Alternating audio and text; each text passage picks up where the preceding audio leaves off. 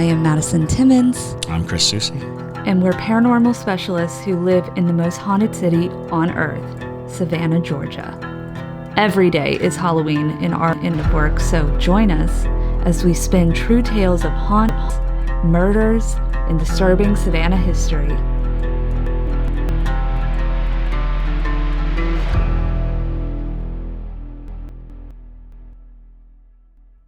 Madison. I'm Chris. And welcome to the most haunted city on earth. If you enjoyed today's episode, please make sure to like, comment, or subscribe if you're watching on YouTube. And if you're listening to us on Spotify or Apple Podcasts, make sure to go ahead and give us a 5-star rating so that we can continue bringing you great content. Stay spooky, y'all. Hello, and welcome back to another episode of the most haunted city on earth. My name is Madison Timmons. I'm Chris Soucy. And I'm JT Timmons. And today we are live streaming this episode for the Junkies. So if you're listening to this, basically we are doing this live and we're trying out new things. So. Woo-woo! Technology. Oh, yeah. Yes. Technology. So if you want to watch our episodes live as we're doing it and see all the mess ups and all the random side comments and things that don't make it into the final cut, become a Junkie and join us on the live stream. Yeah. Woohoo. It's fun. It's fun. Yes. So we're going to do a ghost mail today. Oh, yeah. We got a lot of ghost mail sent in, y'all. I appreciate it. Yes. I appreciate it because people love the ghost mail episodes. They do. Well, it's fun. It is fun. It is fun, honestly. And if you have a story, a ghost story, or any kind of paranormal activity type of story, it could be aliens, it could be cryptids, it could be ghosts in general. If you have a story, send it to us at ghostmail@hauntedcitypodcast.com because we want to read it. So, with that, JT, you got our first story for us? I do. All right. Also, before we get started, go ahead and like and subscribe, comment, share.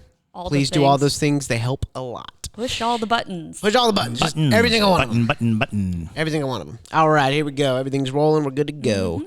All right. This is from, let's see, Siggy. That's a fun name. Titled Ghostmail. Nice. All right, here we go. Hey, y'all. I stumbled on your spooky content on TikTok. Nice. I'm from Texas, so shout out from across the states. I wanted to start off by saying y'all are great storytellers, and I enjoy listening to the podcast at work. Thanks, Siggy. Yay. Awesome. I had a small ghost story that I wanted to share. I don't know how interesting it will be, but it stuck with me my whole life. Sounds pretty interesting then. Yeah. All right. It was very late, and I was getting ready for bed. I had laid there texting, but had not started to doze. I decided to get up and use the bathroom before I fell asleep. Just for context, my parents built this house, so there hasn't been any other occupants, okay?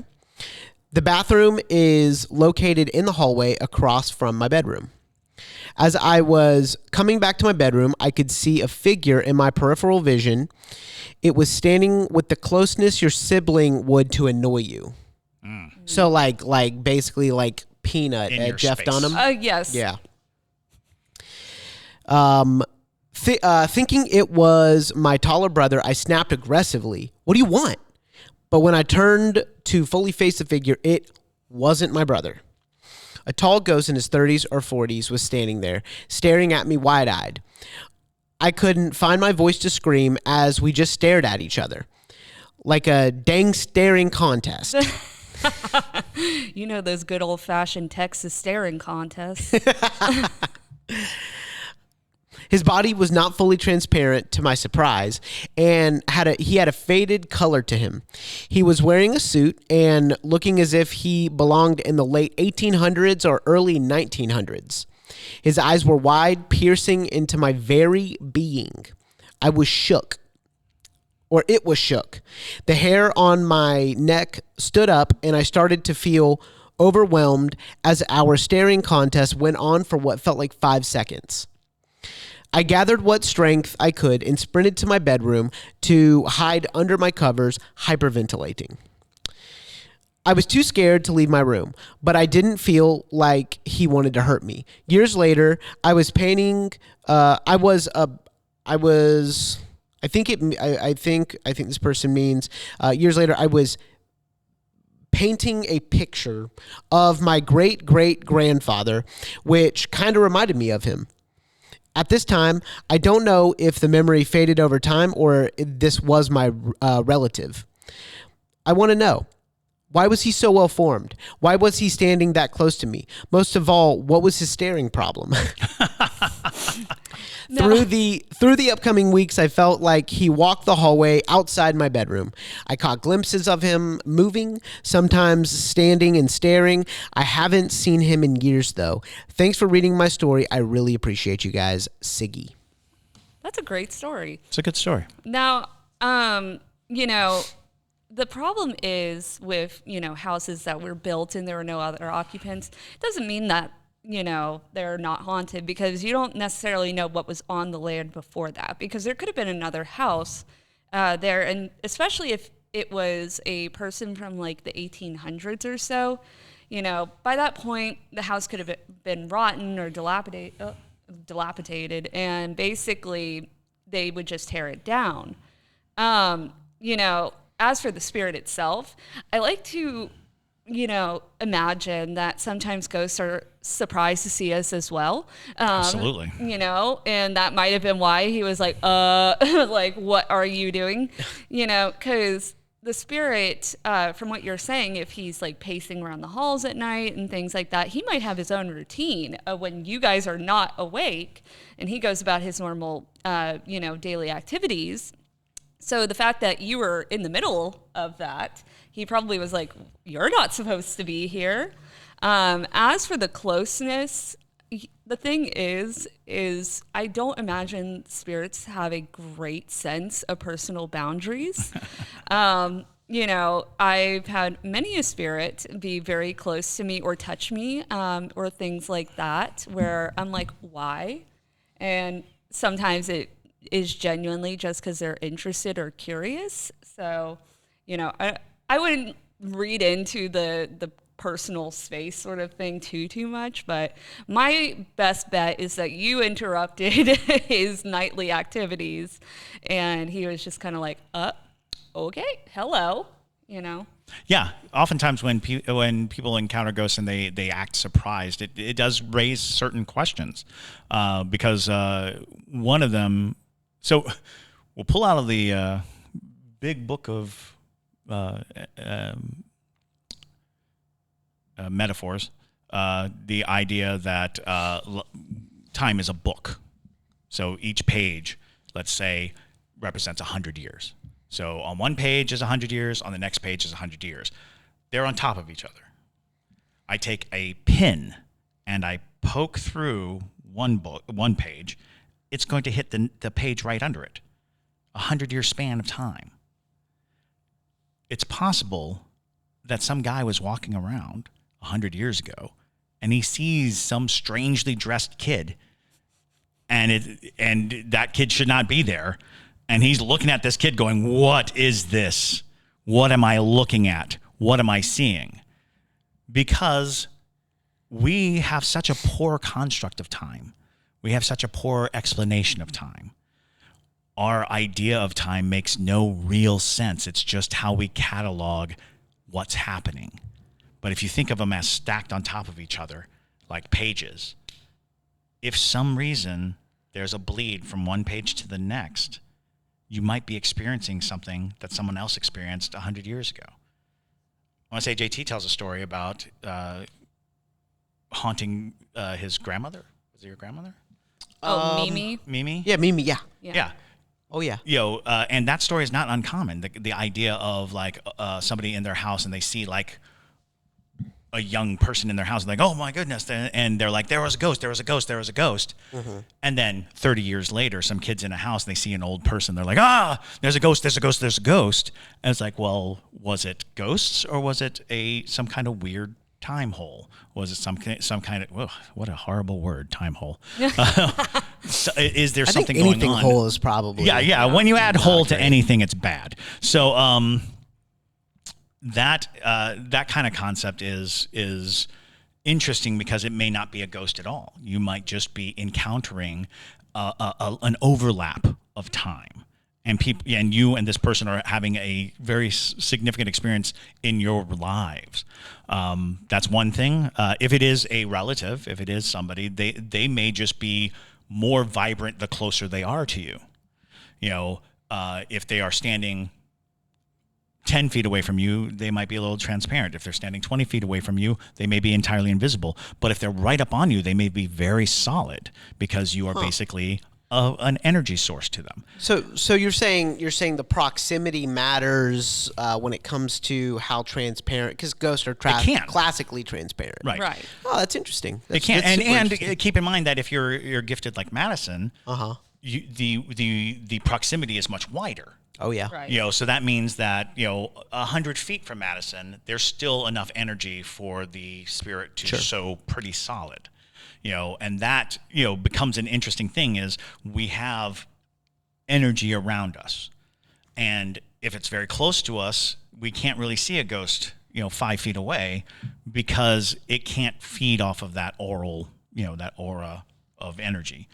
And again, theories. Right. I know people are going to come at me with, that's not how it works. It's not a question of how it works. It's a question of how it could work or what is a possibility. And family, if it's a familial ghost, they do draw more energy the closer they are to you simply by your connection, your connectivity, your blood, your very blood. So, it's interesting when you say, why was it so solid? There's not a lot of answers to that question. There's not a lot of answers to how it behaves because everybody's different. Every ghost is different. There's no rules. There are no rules. There's not a rule book that says you must stay this far away and be transparent. Right. So know that there's any number of reasons why it could be presented that way, and it could have been the night of its death, and therefore it creates a more solid entity, the spike in the energy of that moment. There's so many stories that you can refer to and say, why is this ghost so powerful at this moment? It's like, well, is it the anniversary of a tragedy? Well, is it connected to you in some way? Well, were you in some mind space that you weren't aware of? Did you have something going on in your life that made you more accessible to a spirit? So there's a lot of ways to look at that question, and there's no one answer, So, well, thank you for asking. Yeah. And sharing the story with us. Yeah. Donut hole. That's the only word that ends in hole that's actually... I don't know. If someone calls you a donut hole. Yeah, donut hole. That's fine. Nah. That means I'm sweet and fluffy. I don't know. All right, here we go. He's like, I want to be sweet and fluffy. So on to the next one. Here we go. Becky Sayer. This is titled Ghosts of the PNW. Here we go. Hey guys, first I need to fangirl. You all are so awesome. I absolutely love your podcast and binged every episode very quickly. I really appreciate the amount of thought and research that goes into what it is that you do. Thank you so much. Thank you. Wow, that was quite the compliment. Thank you so much, Becky. All right. Anyhow, I have always been very sensitive to energy and was raised in a home that was originally built as a brothel in 1914. Fun. One of the spirits I often saw growing up was that of a tall figure of a man in my doorway. However, this man had the face of like a jackrabbit. It was terrifying to say the least. That sounds quite terrifying. Yeah. Mm-hmm. Is his name Alfalfa? I'd call him Alfalfa. At night, when I tried to sleep, I would hear what sounded like a baby crawling on the ceiling. No. Absolutely not. No. No babies and no crawling on the ceiling. Yeah, this face is rabbit for the face YouTube. Ghosts are not high on my list either. This face is for the YouTube thumbnail. Yes. Here, y'all do faces to a jackrabbit, to Alfalfa. There we go. Okay, cool. Alfalfa. To Alfalfa. To baby That's on what the we're calling him now. Baby on the roof. Who left their baby there? All right, continuing. And I had many, many, many nights with sleep paralysis. I find it so interesting that I've heard you all say that the way to stop it is to call out to God, as this was the only thing that would stop it for me. That seems to be literally what stops it for everyone. It's crazy. But I should preface or I should clarify that real quick. If you don't believe in God, it's not going to work for you. So we're call out to the thing you believe in. Right. So. All right. Let's see what's out for me. There's also a very large cupboard, or maybe a small closet, I've never been sure, that was halfway up the stairs on a landing. I had always felt icky walking by it, but one time accidentally got myself locked in, and all I remember is feeling hands on me, and then my mom opening the door and saying, "Honey, are you okay? You were screaming." I don't remember screaming. Oh, God. Oof. This is, we need to write a movie, Chris. That's a good movie. This is Gosh. great. Oh. That's my story for today. I hope it wasn't too lengthy. Not at all, actually. I need more details. Super brief. Yeah, I loved it. And if you'd like to hear more, I have many. Yes, send them in. Yes, send them please. in, Becky. Send us more about Alfalfa, please. Yeah. I need more details here. Yo, on Alfalfa. Wait, I was Boy. like, is it a person who just looks kind of like? Because I've seen people who have animalistic features. Or are you saying that this was an actual rabbit's head on a body? Because that's you're in the Pacific Northwest. You're dealing with a lot of indigenous beliefs, and the cryptids there are wild, insane. So she ended it with, "Thanks again for all you guys do, Becky." Smiley face heart. Aw. Thanks, Becky. Well, Loved it. It's that's very scary. horrifying. Yeah, I have so many questions. Why was there the sound of the baby on the ceiling? Jeez. Why? You're not supposed to have the questions. You're supposed to have No, the I answers. need more details here. So it's difficult because there are babies in brothels are not an uncommon ghost occurrence, and trying to avoid like the super dark discussion of why babies in brothels are a common the baby ghost in a brothel is common, because a brothel, of course, when a worker there finds themselves pregnant, it oftentimes does not go well. It does inhibit their ability to earn a living, and sometimes they take matters into their own hands. Ghosts in brothels are very, very oftentimes. We have a pretty famous one in Savannah, in City Market, where I believe the offender, a client, is still seen to this day in the escape room that is under the building, and when it was a restaurant, people always said they saw a woman standing in the hallway that led to the bathrooms. People would talk about her all the time. She was the ghost of the building. So there's lots of stories that really match the brothel. I'm trying to be as delicate as possible because we're family friendly. Right. That reach that. So haunted brothels are a thing. Come to the man with a rabbit face. This is intriguing to me because if he were, say, a client of a brothel, there's a chance that he's using some kind of mask. He's trying to hide his identity for the shame of the practice of being a client there. He is obscuring his face in some way. But then there is, of course, the indigenous spirits and creatures who are men with animal heads. And men with animal heads are in every culture across the world. There are encounters of humans that have animal features for any number of reasons. So yeah, it feels like you gave us such a you whet our appetite, but we don't know enough Right. to make assertions. Clear, However, I can see connections. I've heard stories similar. A baby on the ceiling, however, outside of train spotting, I can't think of a reason why a baby would crawl on the ceiling. That is a peculiarity to me. But again, babies in brothels is not an uncommon ghost. Like most commonly, you just hear the baby crying. You know, and that is something that I've heard in several places where they'll hear like a baby cry in the night. But I think that you must have a pretty high sensitivity to have had these experiences, and of course, finding yourself in an uncomfortable space and being touched by spirits.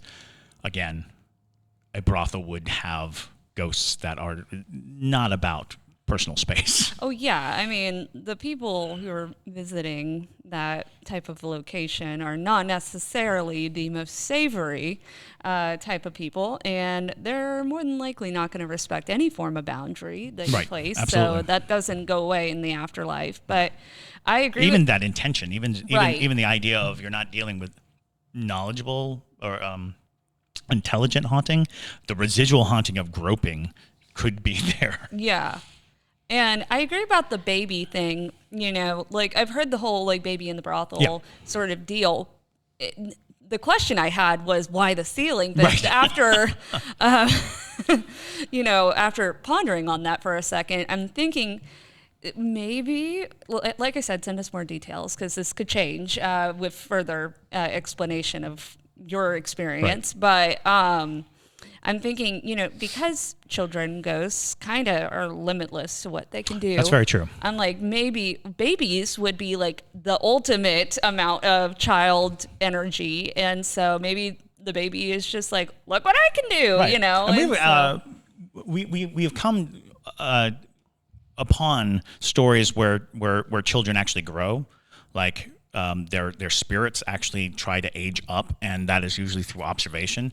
But no one knows how much sense a baby has, how much desire to grow a baby might have. So a baby could conceivably just exist utilizing any plane that it's in a very fundamental, almost animalistic way.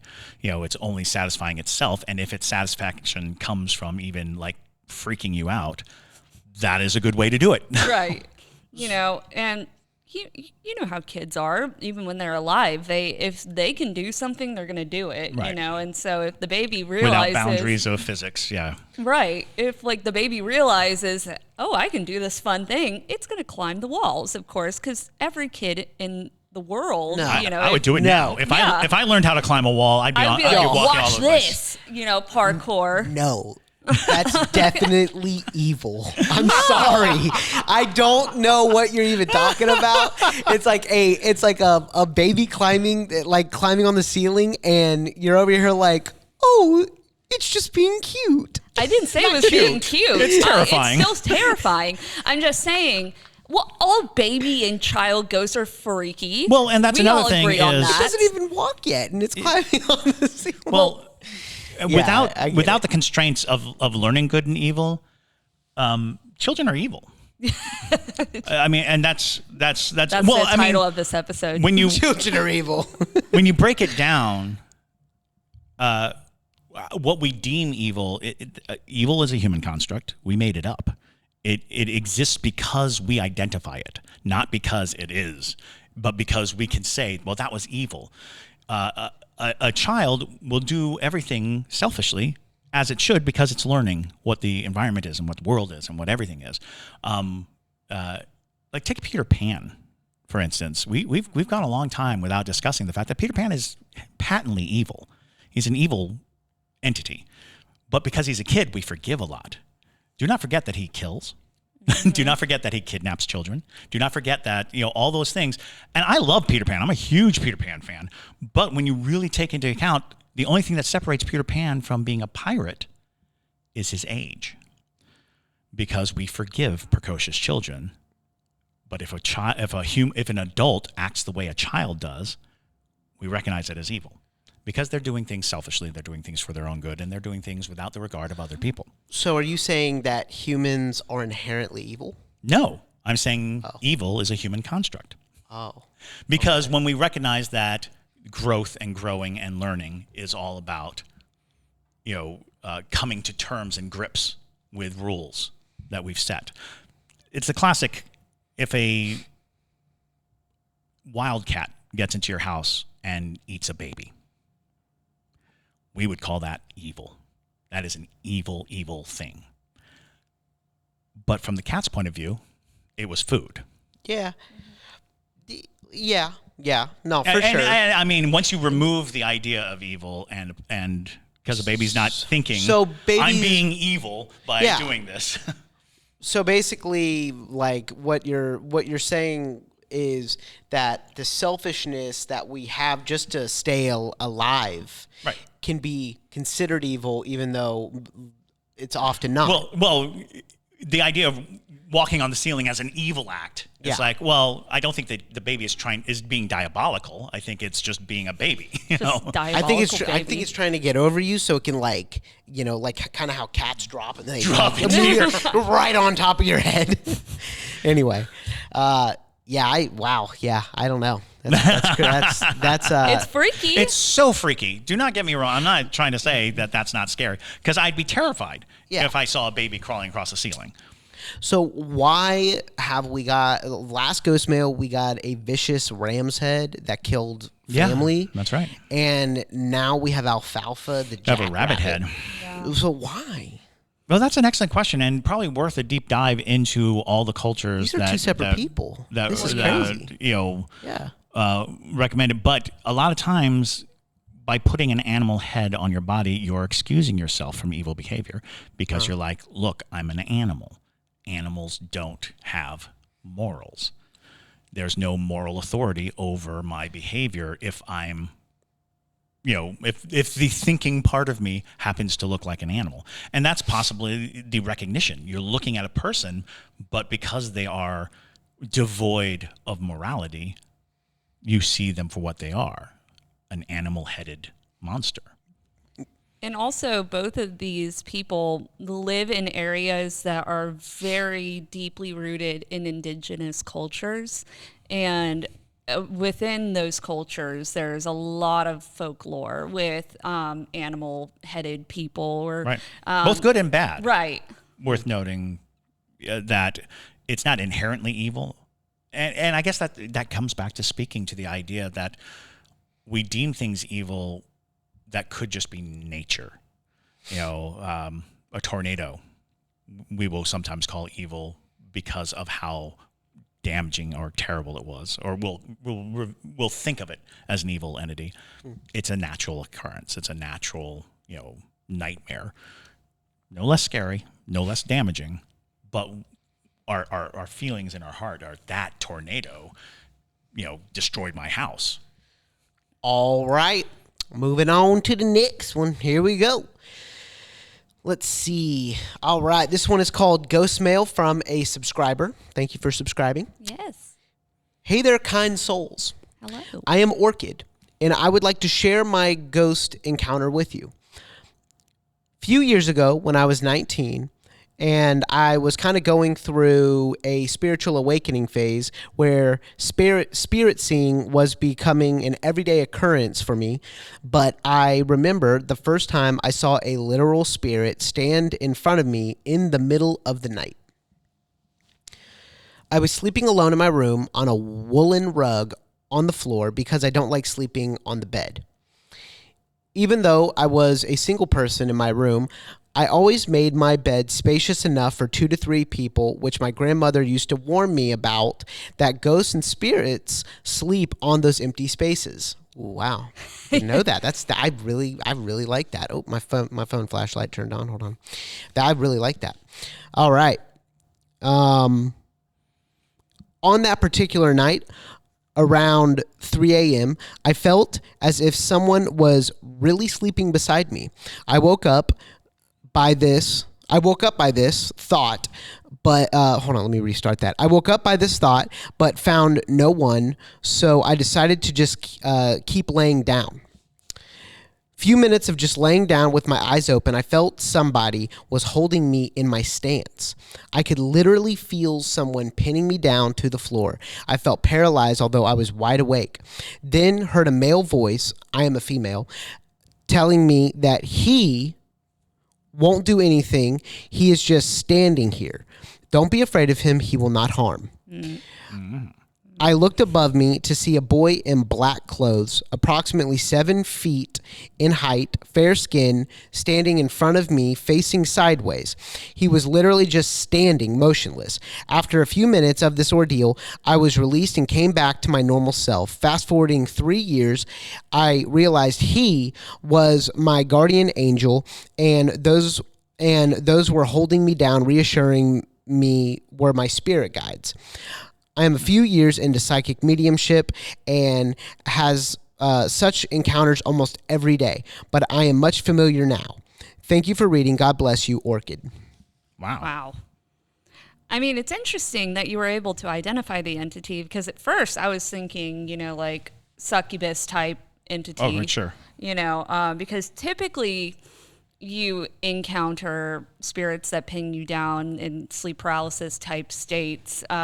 To be in that realm. So I'd be interested to hear more about how you confirmed that this was your guardian angel, just because of the fact that I find it intriguing that that's the way they went about presenting to you. Although it also raises an interesting question of if the spirits were holding you in place to keep you hidden, meaning had you moved, had you reacted, would the entity have known, because that bizarre reassurance, he won't harm you, he won't do these things, raises the question of, were you being protected by the only means that they really knew how to protect you? Sure. Immobilizing you, keeping you from panicking, keeping you from feeding the spirit. Because a lot of times when a spirit is particularly malevolent and they come to you, they're seeking a reaction or interaction, and that reaction and interaction is their first way in. Like if you see a very scary spirit and you just start to feed it your fear, it becomes a regular entity in your life. So yeah, I'm interested because that story comes off as an assault or some spirit that is coming to get you, a succubi, incubi kind of situation. But the fact that there was, he will not harm you, and trying to keep you still while perhaps there was something else. Because I couldn't figure completely out whether the boy in black was your spirit entity or just an entity in your room on top of the hands that are holding you down and everything like that. So clarification, please. That's a very intriguing encounter. Absolutely. It definitely is. And also, every entity or like every type of guardian spirit or spirit guide is going to interact with their guarded or, their people that they're guiding and whatnot in different ways, because we all receive information in different ways. So sometimes it does take a rude awakening in that way. That's true. To get your attention. Yeah, you may have been in danger. Right. But, without any more information, it's hard to tell. Exactly. But I do find it intriguing, though, just the fact that the way you described him is interesting. That is not a human entity. Yeah, exactly. And also, a lot of times, angels or, lighter entities are kind of horrific looking. So it's... Be not afraid. Right, exactly. So part of me wonders if that's the same concept of why your spirit guides were being like, it's fine. Like, don't freak out. Don't freak out. It's okay, But yeah, just a little bit and also extra information. An introduction to one of the lesser known little folklorities. Don't make a bed for extra people because spirits will sleep in it. Yeah, that's great. I love that. I think I first heard that in Germany when I was very young. That kind of superstition of because I think they even were like, if you put dolls on your bed, it's showing that the bed is occupied. That there's no room at the inn for the spirit. Right. And of course, plenty of people when someone passes, they'll save a space at their table. They'll even put out a plate. in remembrance and to have a place for the spirit to be. So that was you don't hear that one often, and it just kind of rung up. I was like, oh yeah, that's a good one. Don't overmake your bed. Don't leave spaces for spirits to inhabit. Yeah, it is interesting to hear the bed version, because I've always known the table one, especially in witchcraft, because on holidays and Sabbaths and things like that, oftentimes you will leave a space for your ancestors, or you'll make a plate for them and you leave it on an altar, and that's seen in a lot of different cultures too. But just interesting. Well, you even had we spoke of the welcome mat. Yep. The welcome mat. Same concept and construct is by welcoming people into your life, or welcoming spirits and entities, making a space for a spirit is oftentimes had a long arduous back and forth with somebody who had a haunted dollhouse. And it was the question was, is it haunted because it's this house, this beautiful house that is well kept in my house? It's like, well, who lives there? The person never put a doll in it. So without a doll in the dollhouse, it just seemed like a big empty house. It just seemed like this empty space. So so that kind of conversation came up, and it's like, oh, I had once heard that people put dolls in their beds specifically to keep spirits from occupying that space. It's possible that if you don't put a doll in your dollhouse, it just seems like an empty house. I was a stuffed animal kid, so maybe that's why I never had that encounter. There you go. So stuffed animals, anything that you put in your bed to signify that there's no room for the spirit. No room for ghosts here. And Madison puts my scotch on her altar for her Scottish ancestors. I do. Yes, I know we've mentioned that before on the episode. For all you new listeners, that does happen. All right, here we go. This is the last one. All right. This is from Ryan Stotler. First ever encounter. Hey, Madison, Chris, and JT. Thanks so much for reading my story on the podcast and giving me info on the decaying werewolf. I've always wondered what it was I saw, and it's great to finally have some kind of idea. And Chris mentioned having a longer conversation about it, and I'd be down to. So here's a little backstory for this ghost story. In Bakersfield, California, there's a museum of sorts called Pioneer Village that has a bunch of old historical buildings from Bakersfield, and in these buildings, they have creepy mannequins arranged inside of them.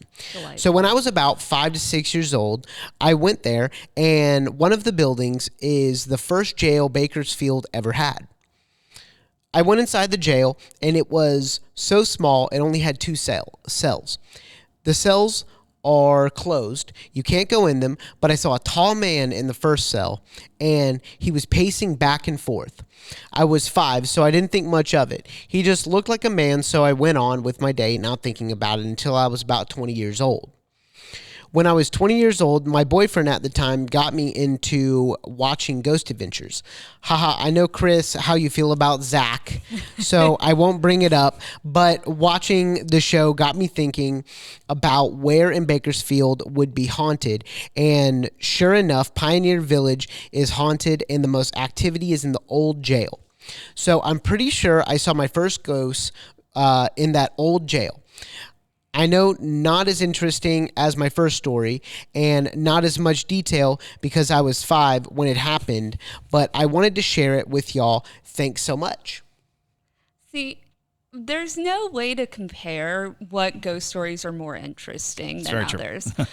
Because sure, some are more phantasmical, like a decaying werewolf, but it's still intriguing to hear those types of encounters.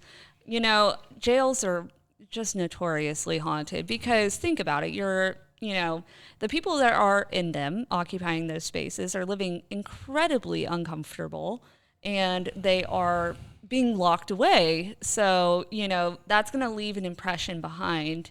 And also, a lot of times they're really bored. So, of course, people are going to be pacing back and forth because moving is really all you can do to get away from the boredom. But it doesn't surprise me that you saw probably what is like a residual energy or a residual haunting of sorts of somebody who occupied that space.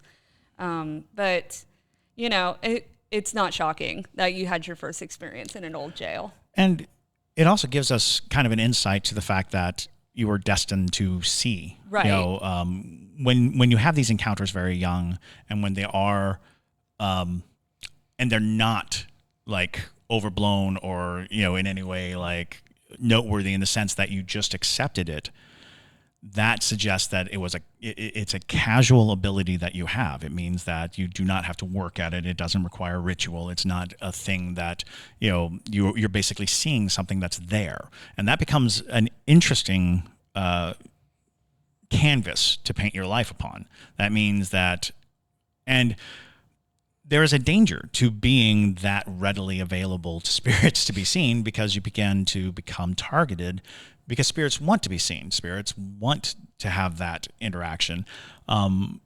So once a spirit knows that you can see, they will hang out. They will hang around. They will, you know, they will try to get your attention. And that becomes, you know, the story of your life. The more and more often you encounter these spirits, and they're not always going to be aware you can see them. Not always. You know, a lot of times you're going to find yourself, beset upon spirits that have no idea you're there. But occasionally one will see you and be like, that's the one. That one can see me. And that's the...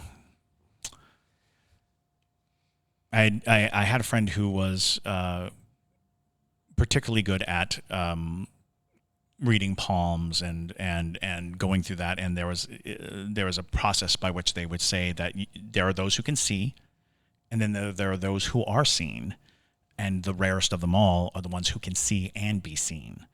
So, you know, there are people out there running around that spirits see very clearly to them, and they become entangled in their existence, but the person's oblivious of it. And then there are people who can see, but the spirits can't see them at all. The spirits are, you know, again, oblivious of the person who can see them. So that notion of seeing and being seen creates a sort of a vortex for you. It's very true. I feel your pain. You know, it's it's an interesting experience to go through life with. You know, and there are plenty of ways, if you don't like seeing the spirits, you know, that you can close yourself off to. And you do kind of have to, with a degree of being able to see spirits, you have to learn to shut it out sometimes. Right. Oh, absolutely. Just to exist, because they can be very bothersome at times.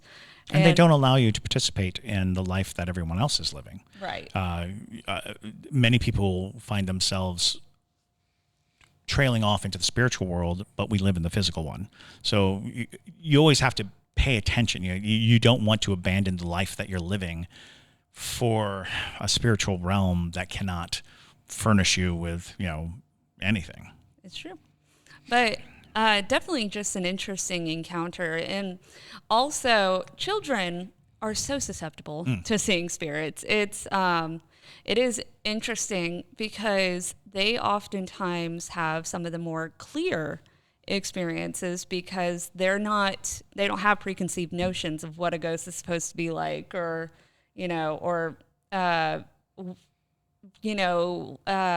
locking things out because of the fact that they're like, I probably was just seeing an actor or something like that. You know, they can very clearly be like, that's not supposed to be there, but I see it, and okay. You know? So definitely interesting. And if you have more ghost stories, send them in, because... Please do. We actually have one more. Oh, okay. Yes, we have one more. And I forgot that someone sent one via Facebook Messenger. Oh, okay. And this is from Melissa Laughter Kolpel. Hello. I just binge watch your TikToks. I've had a few experiences, and I'd like to share one with you. About a year ago, I opened myself up to divination and gave the universe my consent to interact with ghosts or whatever. Maybe a month later, I was in my living room on the couch as my 1-year-old was playing on the floor. I began to doze off when I felt a smack right across my face. I was not sure if it was a dream or what. I closed my eyes, and again, a slap on the face, but on the other cheek. I was definitely awake that time. I knew immediately the ghost was waking me because my little one was too young to not to not have an adult closely watching. I yelled out that it was not okay to hit me, and I was never hit again, but I never dozed off like that again either. They were right after all. Huh. See, that is such an interesting encounter, and also just shows the personality that some people have extends over into the afterlife. That's definitely the spirit of somebody who probably was a parent at some point, and they're like, hey, wake up. Yeah. You gotta take care of your child. Sounds like an old grandma. That's right there. literally what I thought. I was like, it sounds like a grandmother being like, excuse you. Yeah. like, what's the matter, you? Get up. Look at the baby. Exactly. But you did the right thing in the way of it. They crossed your boundaries, of hitting you in that way. But, in their logic of being a spirit, that was probably just something that they didn't see was wrong when they were alive. But also, they were like, that's definitely going to wake them up, Yeah. And it took a lot of energy to give you not only one smack, but two. Right. So they were Right. like, They're like, look at the baby. Exactly. They were like, you need to get going. So they put a lot of energy into you for that one. But, interesting that you felt the sensation Yeah, too. And it felt absolutely. like a smack and not just like the normal sensation of feeling a spirit where it feels like electricity almost. And that brings up the fact that not every spirit can present themselves audibly or visually. Some spirits can only affect in a certain way.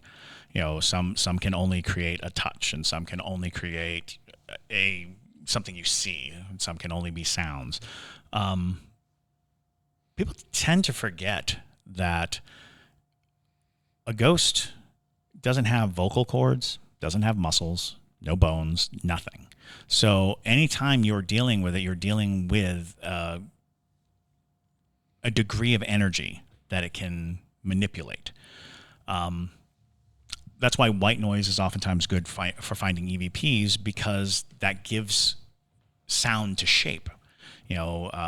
Not every spirit can make a sound, but they can shape sounds. They can try to utilize sound that's there. I remember there's a craze for a long time of using the snowy channel on the TV and like filming it, putting a camera in front of it so that there's imagery that can happen because there's so much going on. And the same with radios, spirit boxes, using that same notion of, well, it doesn't have all the tools that we have for touch or sound or sight.